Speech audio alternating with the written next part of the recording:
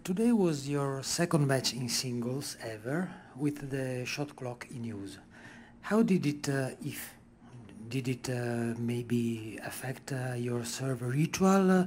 And what's your take in general on this rule that now is in place? I didn't feel that it affected me in a negative way at all in these two matches. In contrary, I actually feel like there is more time now than before, because the shot clock starts counting down once the chair umpire calls the score. Sometimes it takes several seconds before the chair umpire calls the score, if it's a long exchange or good point and the crowd gets in. So I'm pretty comfortable with it. You know, it's good that we have shot clock in tournaments prior to US Open. It's basically Toronto and Cincinnati and Washington have shot clock because of decision of the US Open to introduce it to the main draw. That's the reason why we have it. Novak, I just wanted to quickly ask you about Davis Cup. You've heard about Larry Ellison backing this new bid. I know you've had some strong comments on what needs to happen with Davis Cup or how they can alternate things.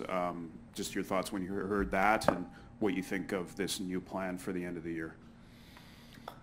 Well, Davis Cup is, you know, very historical competition, team competition in our sport, the only official team competition that we have in tennis, you know, so far.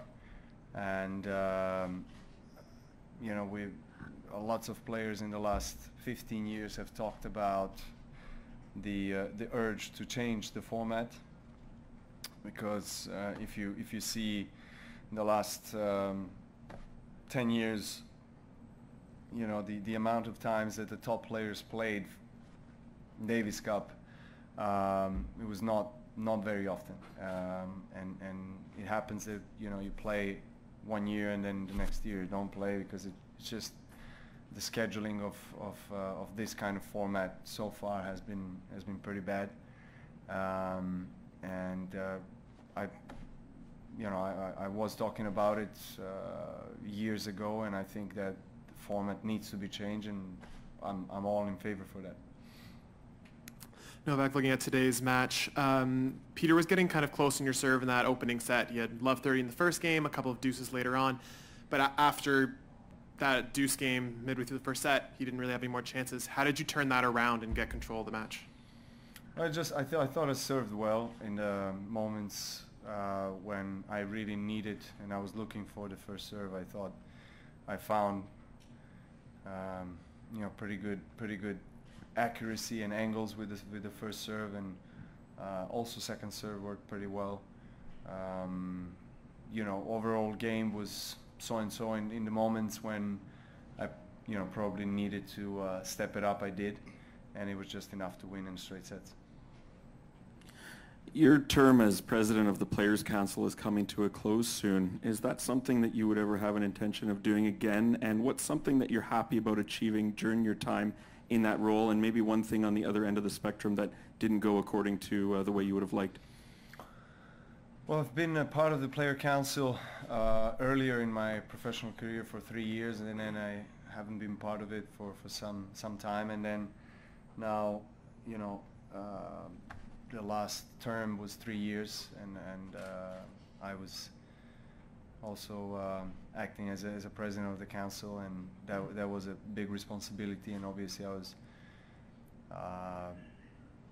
you know, very appreciative of my fellow, you know, colleague players that they chose me to be a president, and you know, I took that role very seriously, and I was re-elected in the council, so I will still be in the council for the next 3 years. Whether I'll be president or not, we'll see about that in US Open in a few weeks.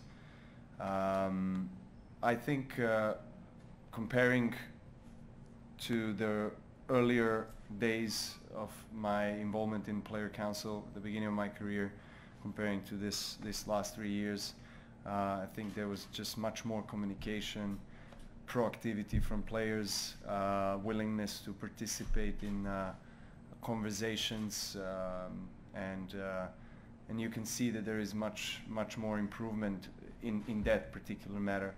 I think the World Team Cup is something that we are very proud of. We worked very hard together with ATP management to make that happen. Obviously, still not 100%, but it's looking like that's going to happen. That competition will be revolutionary competition for our sport. The prize money increases in Grand Slams across the board. But there are things that just take time. 3 years is not enough, to change, and we had a lot of, sort of say, minor changes, in the weeks, and certain tournaments changing their surfaces in order to survive economically, and you just have to take in consideration so many different interest sides in our sport. It's not just us that have all the right to make decisions. We are part of the association that is 50% players and 50% tournaments. So you have to discuss and go to the board and vote, and so the process is quite long. But it has been much better than in the last couple of years than it was the last 10-15 years. Novak, back to your match. Those high arcing shots that you hit, though, happened about 3 or 4 times and ended up working in your favor. Is that a strategy or just something that happened to work for you? It's difficult to call it a strategy, but in particular situations on the court, when you're in a very